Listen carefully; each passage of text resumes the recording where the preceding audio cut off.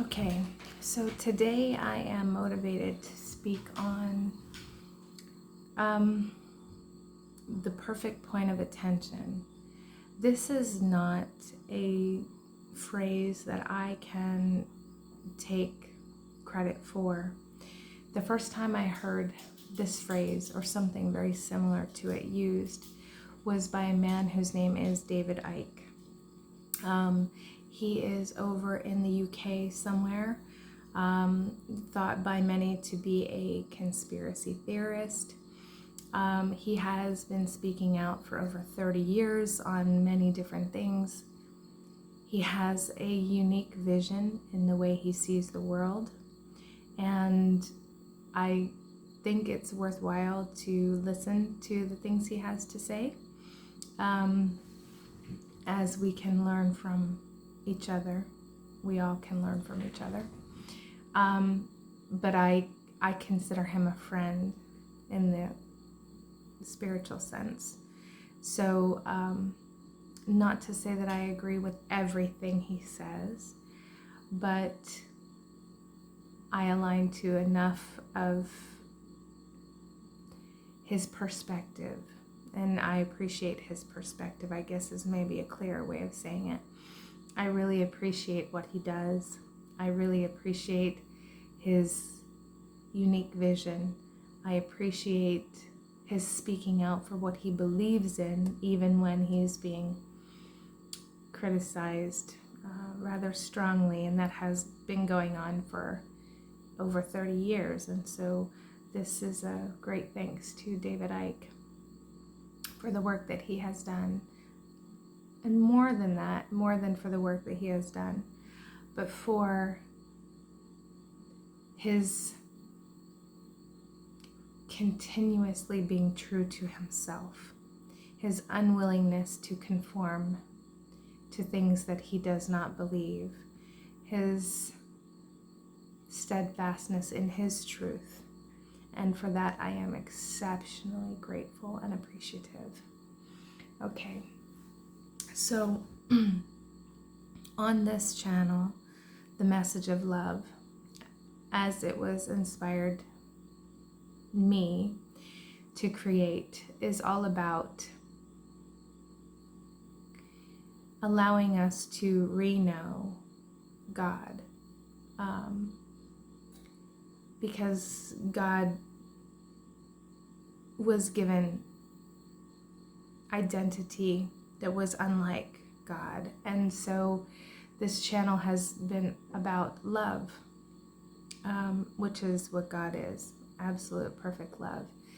I have given other definitions that were given to me, that God is everything that ever was, ever is, ever will be, ever could be, the potential of everything, and the power by which all things are. Okay, and that's what we want to talk about today. So, as we incarnate into form, and I'm just going to speak in human terms now so I can focus my attention a little better. As we incarnate into human form, that which we are, that is a fractal, a ray of the sun, a point of attention of God, we are made in the image and likeness of God. Yes. At the level of spirit, we are all that. We are all omnipresent, omniscient, and when we incarnate as a human, that vastness of isness, of totality, must be limited. And why do I say that? Because when we come into form, we have a purpose. Even if we don't know what that purpose is, we have a purpose. In order for us to serve in that way as our purpose, our mission, our goal, we can't be in a position to know everything, be everywhere all at once, because that would undermine the reason for our coming into form. So as we come into form, our omniscience must be localized or focused more directly. In other words, we have to be given a certain amount of tunnel vision in order to live the life as the human, okay? And that's what we're doing. We're living as a human. We are not necessarily human. We are for a time, right? But we are living as human, not the totality of what we are as the eternal being, as the eternal divine from whence we came. And so David Icke coined this phrase, at least in my mind, and I've been using it ever since because it is absolutely perfect. It's so inspired and so succinct, that we are this point of attention of God. And so when you look through your human eyes, whatever you rest your gaze upon, you are looking with God, or God is seeing through your eyes in the way that you see. Now, many are not aware that this is what's going on. So, many walk around without knowing that God lives and breathes them. It can't be any other way. And so they do say, act in ways that are seemingly unlike God, okay? But no one can be here without God powering your form. Now, you'll hear me reference this as Christ, and that is how do I differentiate between God and Christ? And at a certain level, there is no differentiation other than the tasks that we perform. Okay, so all things are by the power of God. All things come into being by the power of God. So God is inseparable from anything and everything, okay? Because nothing would be without God. Having said that, Christ is the word, the mechanism, and the movement of that essence or that power.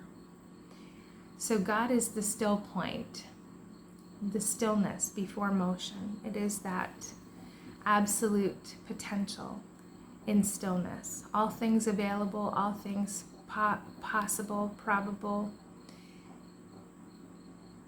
and yet held in a stillness. Christ is the motion of that.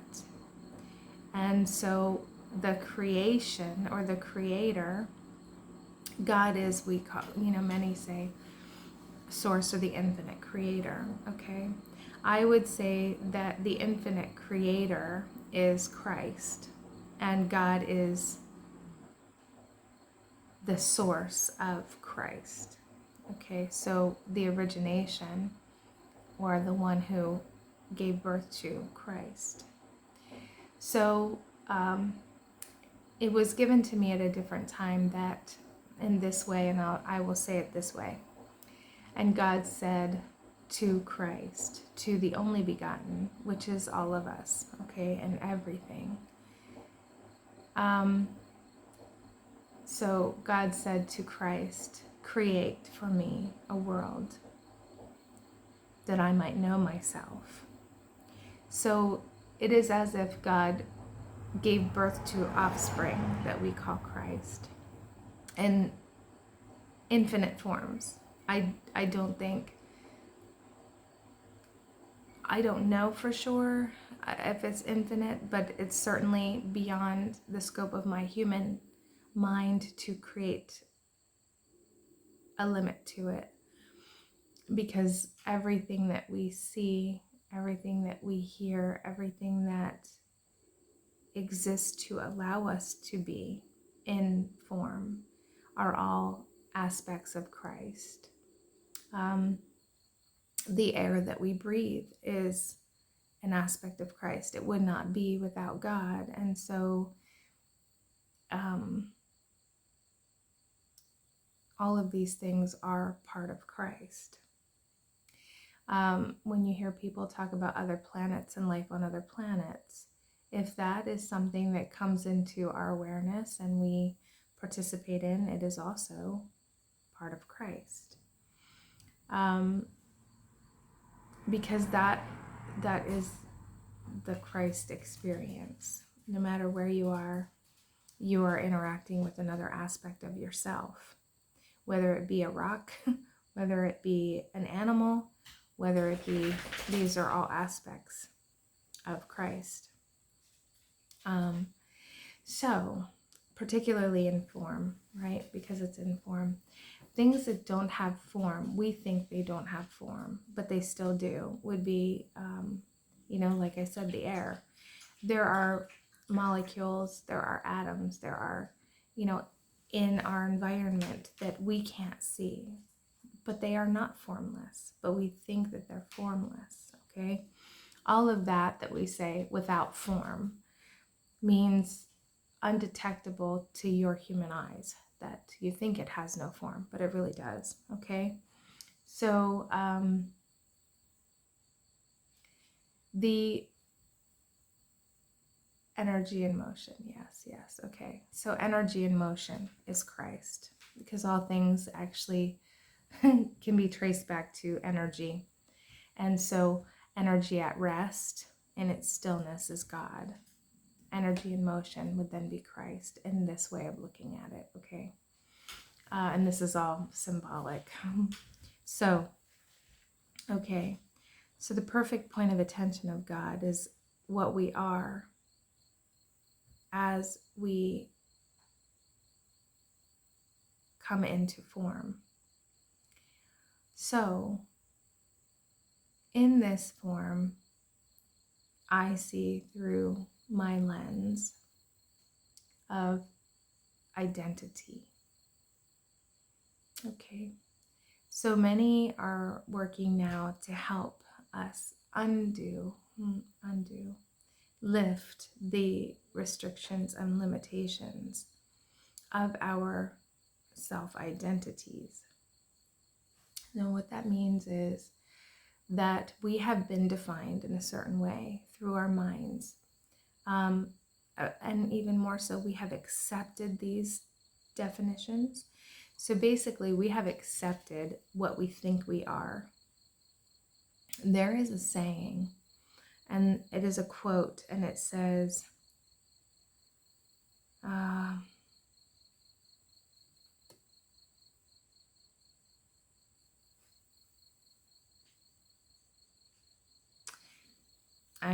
it's not here right now, but it speaks to this: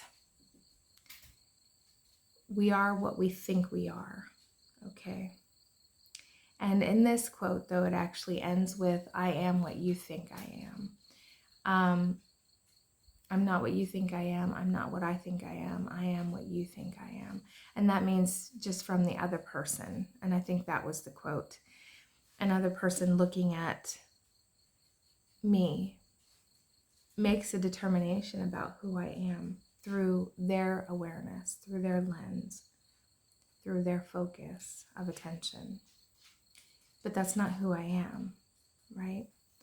It's only what they can perceive of me. And understand that we all do that as we're walking around. We are seeing through our perception, which has been limited by our small self-identities. What is happening now is many of us are speaking out to help to not necessarily undo. I did say undo. Let's say that, expand. To expand our focus, expand our point of attention enough to see more clearly as we look upon our brothers and sisters, and some say our fellows, right? As we look upon the world that we live in, everything, now we are being asked to be able to see beyond some of these limitations. So the attention was limited and it was focused, directed specifically, okay? And as we grow, as we accept more fully, as we accept more and more who we truly are as an aspect of the divine, operating as a human here, right? That focus or point of attention expands to see things in a more unified way, knowing that it is all part of me and I am part of it, and we are inseparable because we are all Christ. We are all that only begotten of the Father. We are all that. We are all that which emanated from the source, the origin, right? So in that sense, nothing can be separate. Now, that doesn't mean that we don't have our own missions here or our own goals. We do. And that is part of the reason for this small self-identity. Now, we would say that the small self-identity, another word for that is what people term the ego, okay? They have termed it the ego. Others have termed it Satan. Now it is so. It might be hard for you to understand, but that which people call the devil is only the limitation or the denial of God, okay? So denial of divinity. So in order to have a finite experience, which the human experience has been finite. In other words, the body has aged and passes away, and we leave the body and go on to another thing. So in that sense, it has been a finite experience. It will not always be so. I mean, it will. We will come to a time when the body will not age and disease like we have seen occur, okay? And it will be more of we'll leave the body when we are finished with it. It's not going to be what people call death, okay? Because death isn't really anything. It's not really anything. It is, we leave the body. We leave the body and go to something else. But in the world that we have lived in, this concept of death has ruled. It is, the aspect of fear that has been ruler here. Instead of life ruling, death has ruled. So, and you only, we only need the word death to prove that. Because if this world hadn't been predicated on fear and death, we wouldn't have a term death. It would be termed something else. It would be moving on to another life, or it would be taking on another life, or it would be something to that effect, because there is no death. At the level of spirit, there's no death. That's a human concept. Yes. Okay. And so, back some time ago, there was John Edwards did the passing over or something, crossing over. I don't remember, something like that. That was interesting, but that's another topic. So anyway, we would have a different term other than death. And there wouldn't be the fear around it that there is for so many. Now, if you imagine as we expand this, what people call consciousness, all right, which we could say the consciousness is just the awareness of who we are. If we expand that, who we truly are, not the human aspect, but the divine aspect, which is the Christ, okay? The more we assimilate, apply this truth in our lives, the less fear we have.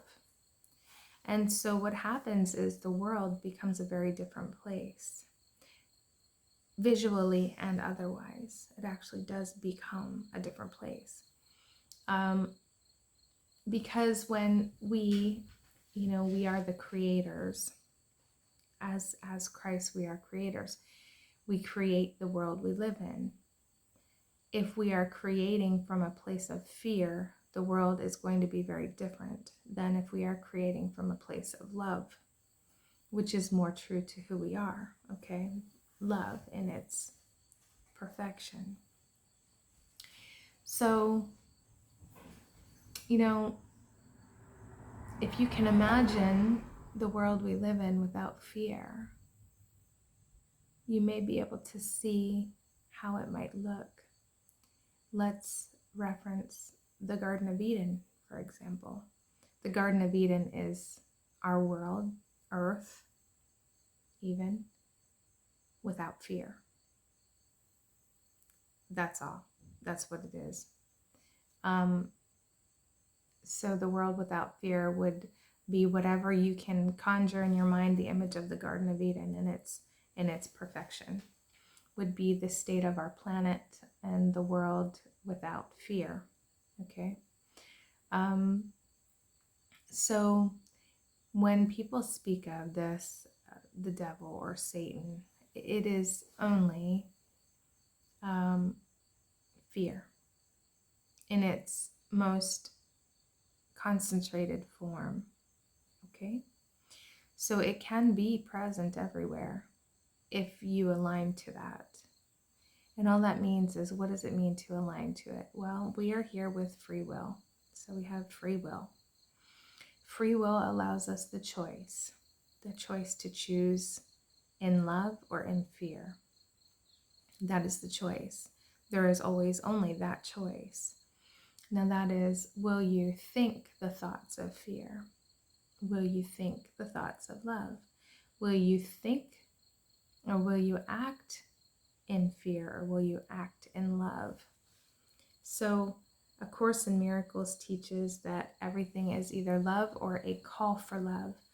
And that's true, because that's what fear really is someone saying, when someone's lashing out, it's because they're afraid. Even if they're not willing to claim to be consciously aware of their fear, that's what's going on. They're afraid. So there is fear there on some level, or they wouldn't be acting the way they're acting. Because at our center, the truth of us is love. And there is no war, there is no contention, there is no hostility, there is no in love, right? So these things are available at the levels of fear. So fear is still an aspect of God, right? How can you say that? Well, because God is all potential. God is every potential that could possibly be. So fear is a part of that. Fear cannot exist outside of God. Okay? Now, there are other videos on here where I was given a description of how this works. So depending on the frequency that you're holding, and all this means is where you're aligning, where you're resonating. All of that simply means, how much fear are you carrying? How much fear are you holding? How much fear are you acting upon? How much fear is informing your every moment? that determines where you align, where you resonate, where your frequency is. And so as we expand our awareness of who we truly are, come more into that Christedness, we have less and less of that fear informing our every moment. Okay. So the point of attention that we are then begins to shift in a sense. The point of attention, your focus, changes because fear is no longer informing your moments as much. So the less fear informs your moments, the more clarity you have, the more divine connection you live as, right? So as more and more of us live in this truth, as we accept and allow the divine aspect, the divine Christ, to live through the form that we are as a human, the more peace and love we will see in our world. It can't be otherwise. It just can't be otherwise. So we just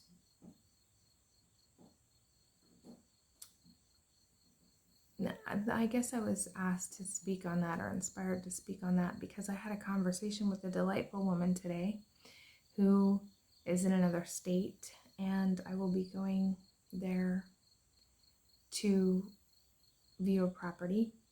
And things are different in that state than where I'm currently living. I'm currently in Pennsylvania, and I'm familiar with Pennsylvania. And the thought of moving to another state in one moment is exciting and exhilarating and expansive, and in another moment is contracting because fear sets in of the things that I don't know, of the things that I am not going to be familiar with, of the things that whatever, so with free will we have the choice. I have the choice. Which way do I want to see it? Which way do I want to give my God power, my Christ power? Do I want to give that to the fear that wants to pull me in that direction? Or do I want to give that power to love that is expansive, to know myself in my power, which is to know myself as Christ? And as having this conversation with this woman today, I'm very excited to meet her. It was incredibly uplifting. And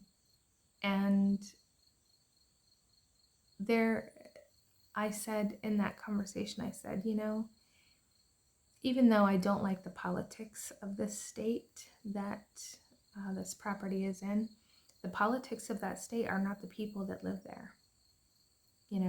The politics of that state are not the people. I like the state for the scenery. I love the scenery. I love the mountains. I love the trees and the forests, and that's my focus. And I said to her, I said, I don't like the politics. I don't align to those politics. And I will be wherever I am meant to be, even if the politics aren't for me. I will be wherever I am meant to be. And I give my power to Christ, who I trust will inform my choices and my decisions. And so that is the thing, if you give your power to fear, so this is what the Christians would call Satan, okay? If you give your power to fear, and fear informs your decisions, it's probably not going to work out so great, We must be willing to allow our joy and our bliss and our excitement to lead us, that expansiveness, the Christ to lead us, and turn away. This is what turning the other cheek means. Turn away from that fear. Turn away from the things that feel like they want to limit us into smallness. The things that want to dictate who we are. That's just who someone else says we are. It's not really who we are. Who we are is a divine point of attention of God. Christ in form. Christ as form. As form. Right? So that's all this is about. Is just a reminder of, something so simple. It's just so simple. I was outside this morning, and I have one of those pooper scoopers because we have 2 dogs. So I have a pooper scooper, and I was out there cleaning up dog mess. And I realized that when I am engaged in an activity, my focus is so, I don't want to say limited, but I want to say it is so fixated. It is so compartmentalized to what I'm doing that I don't notice everything going on around me. Okay? And so as I'm cleaning up dog mess in the yard, I realized that how easy it is for us to be misled, to be led in a direction that is not really to our benefit, if we're not aware that our attention is like that. So it could be something as simple as someone can say a certain word. Okay, and this is, you'll hear people talk about these programs, psychological programs and things like that, which yes, absolutely do exist. Yes, they really do. Marketing is a lot of that, right? I noticed that with I'm not going to say the name, but a certain app for a shopping site that I was on recently, and I could see all of the different ways that they lure you in, and ways that they manipulate or encourage you to buy a certain thing, to do it quickly, right? So I was like, I want to look at this. This is really interesting. And, so we can be, because, and you can look at this as a gift, or you can look at it, again, you can look at it with the eyes of Christ, which says this is a gift, because it allows you to really concentrate and put all of your focus and energy into one aspect of your experience, whatever you're doing right now, and that is a gift. Okay? The other side of that is that there is a potential, because there are all, God is every potential, that we can be easily manipulated by, if someone knows the right words to say, if someone knows the right way, the right context to put a thing in, right? I have spoken out about racism, for example, in the past, and many people don't understand where I'm coming from, but racism, what people call racism, it's fear. It's fear. It's fear on the part of the one who is labeling someone a racist, and the behavior of the one being labeled racist can also be seen as fear. Okay, but sometimes I see people labeled as racist that it's really not. It's just, it just, yeah. So, but I would say that the person who is labeling someone a racist is definitely in fear. Okay, despite despite what the other person is doing. If we want to label someone, that's condemnation, that's to condemn, okay? Whenever we set out to condemn someone, we are not in our power. We are not seeing with the eyes of Christ. If someone is truly being hateful and behaving like that, that is a call for help. That they are in a position of extreme fear. And we've been taught that fear is something else, something other than what fear really is, from the level of energy, okay? So fear is not just I'm afraid. Fear is I feel threatened, okay? Fear is because I'm unfamiliar with that thing, or I don't understand it, or I don't know. I have these anxieties that come up, or anxiousness, and those emotions then precipitate some type of reaction. This is all coming from the base of it is fear, okay? Even though people will say, oh, I'm angry. Well, you're angry because you are fearful. If you sit with it and look at it and look at why you're angry, there is a fear underlying it. Like I'm angry because someone, if I'm angry because someone flipped me off, or cussed at me or whatever, why am I angry? I would be angry if I fear that I have done something wrong to deserve their treatment, or because I fear that other people will look at me because of what this person is doing and think ill of me. Okay, it all stems from fear. And we have all the masks of fear. I have a video called The Masks or the Faces of Fear. We have all of these different labels that we have created for something that at its core is just that. It's that simple. And it's the same thing that people call Satan.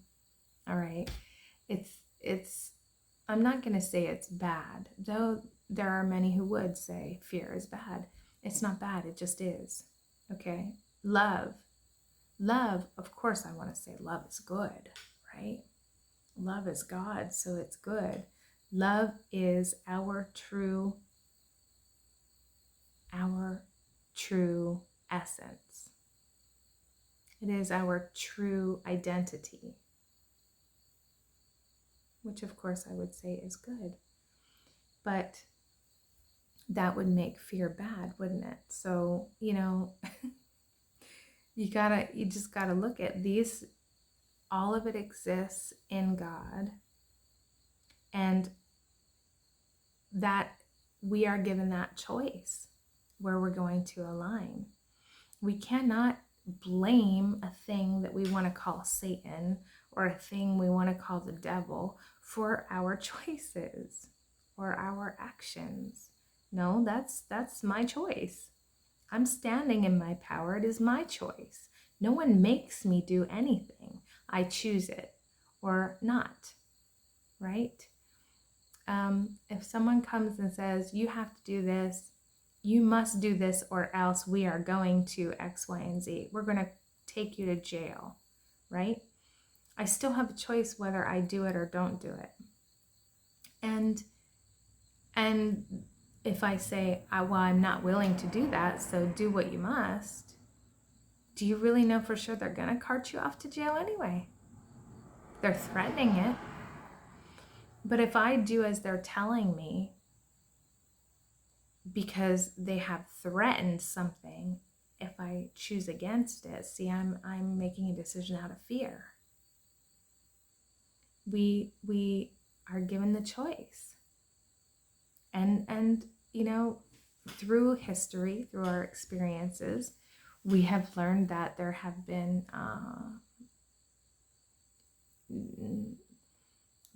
consequences to certain things, and that's true. So it's not a consequence per se, but they're cause and effect, right? So cause and effect. If someone says, I'm going to throw you in jail if you don't do this, and I say, well, I'm not going to do it, so the ball's in your court now because I'm still saying no, they then have to choose what they're willing to do, right? It's all about choices. But as long as we are, and this is why I said in the beginning of this that I really wanted to give my appreciation to David Icke, because, you know, there's a person who, in spite of everything that has come against him, he has stood in his power. He has stood in his power. And in his power it is to speak his truth. This is how I see the world. This is what I think is going on. And because I think it's going on, I'm trying to inform the rest of you that this is what I think is happening. And that is an act of love. Even if you don't like what anyone is saying, it is an act of love if they're trying to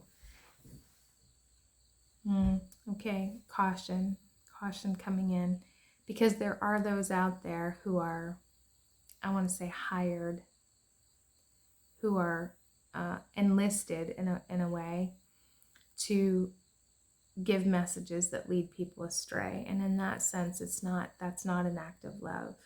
That is encouraging fear. All right, that is being participatory to fear. And when we continue to expand our awareness of our divine truth, we won't be as easily led by those who have other interests. Okay, so that's discernment. And as we expand our awareness to our truth, our discernment is much better. So anyway, I think that's all for now. In peace and love, may you be blessed.